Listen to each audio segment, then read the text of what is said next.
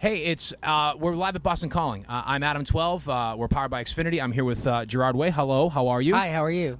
First of all, great set. Thank you. Fantastically great set, actually. Thank you. Energizingly great set. People were like completely into it, and that kind of seems to be.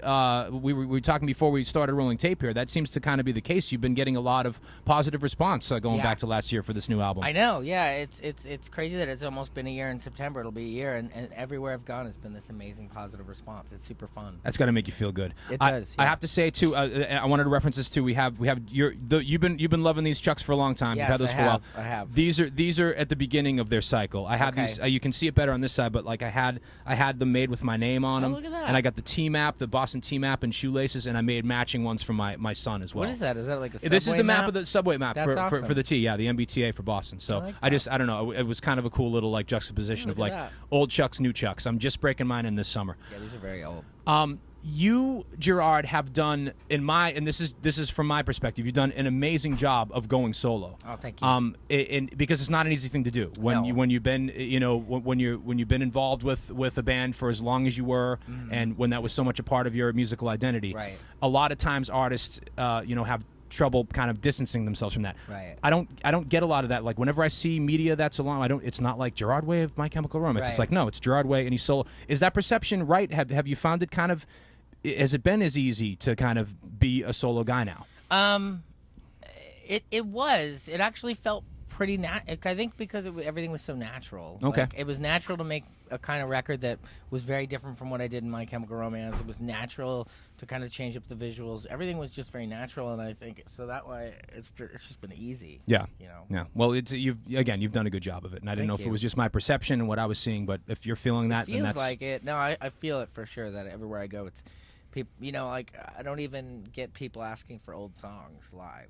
Well, it almost wouldn't make sense. I mean, what you're doing solo now is it's a lot different than what you did with MCR. And actually, I'm going to crib a page from my buddy Luke O'Neill, who interviewed you for MTV News back in the fall, and he said that he heard a lot of Suede in your solo album. Yes. And I didn't quite hear it in the album, but then seeing your live set today, it kind of clicked. I'm like, oh, I do hear that then. But interesting. Yeah, so I don't know why that clicked with me then, but talk a little bit about. So obviously that's a touch point for you. But what were some other of the influences that popped up when you started making these solo songs? Well, Suede was the first. Okay. I remember I didn't even know what Britpop was. And really? I bought that album, and then came Blur, and then came Pulp, and then came Supergrass, and so it all kind of came through after that.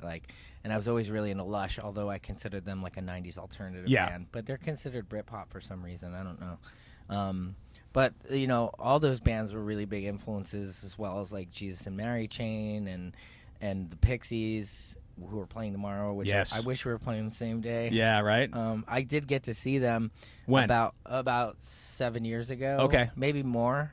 It was amazing. I saw them the first reunion dates they did. I saw here in that Boston tour at Avalon. I think it was in 2004, 2005, and that was that makes sense. That's probably when I saw them, and so that's longer. That's 10 years ago. Yeah, can you believe it? That's crazy. I know it's been that long. I saw them at Hammerstein Ballroom in New York. Very and I think good. That was the last night of their run. It was so good.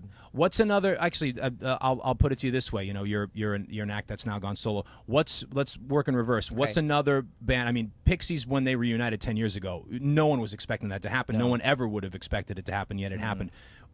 What's an act that you would like to see get back together again? Reform. Yeah. Oh, geez. If there's one that comes to mind, because it seems that's happening a lot more often. Ride is doing it. Ride's Slow Dive back. Is going to tour this Slow year. Dive, right. I saw them as Mojave 3. Oh, nice reference. Was it 3 or 5? I can't remember. I think it was Mojave 3. 3. Yeah. I saw them open up for, I think it was Lush. It was like a 4AD showcase. Right on. And they were really good. It's a great record label. Yeah. Is there another one of those from those days of your like late teens, early 20s? I mean, it's hard for me to say as a solo artist because I know why people maybe move on to different things. Like I love Supergrass, but Gaz is doing amazing stuff on his own. So. Well, we could phrase it that way. We could say, is there someone that you'd like to see maybe break out and do what you did and kind of maybe get away from the act that that they've been with all these years? That's interesting. Yeah. Wow. I don't want to be be for bumming a bunch of people out by saying this guy really should. This person should leave this band and do their own thing. All right, I won't put you on the spot. Yeah, then. it's just hard. I wish I had answers for those questions, but I would definitely go see a Supergrass reunion. Yes. That's sure. It's funny. It was just last week? I Should Coco turned 20. That's Which, right. Think I about think that. I knew that. Right? That's amazing. This is a big. 2015 is a big year because we're getting a lot of those 20th anniversary. Because 95 was a pretty. If you liked alternative rock and you liked Britpop, 95 was a pretty big year. Yeah. I Should Coco was that year.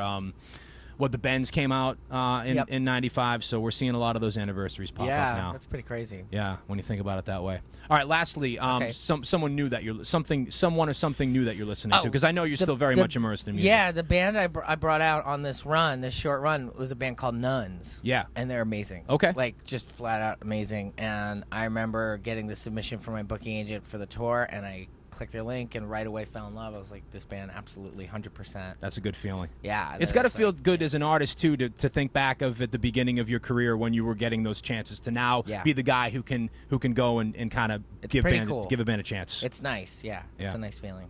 Well, Gerard, I thank you for taking time out to chat. Thank you. Thank you for inviting us on to your bus. No problem. I saw some fans gave you some wonderful art earlier, which was great. Which was really cool. So you are loved here in Boston, and good luck. You were saying off mic that you're taking a little break and then you tour Russia later this year, we right? tour Russia in September. For a whole month? For about a whole month. It's as much of the country as I guess you tour. Okay. So like it takes shows. You now know from Gerard Way, it takes a month to tour Russia. If you want to tour the whole country, you're gonna have to give up a month of your time. All right, we're live at Boston Calling. I'm Adam 12. We're powered by Xfinity. Thanks again, Gerard. No problem.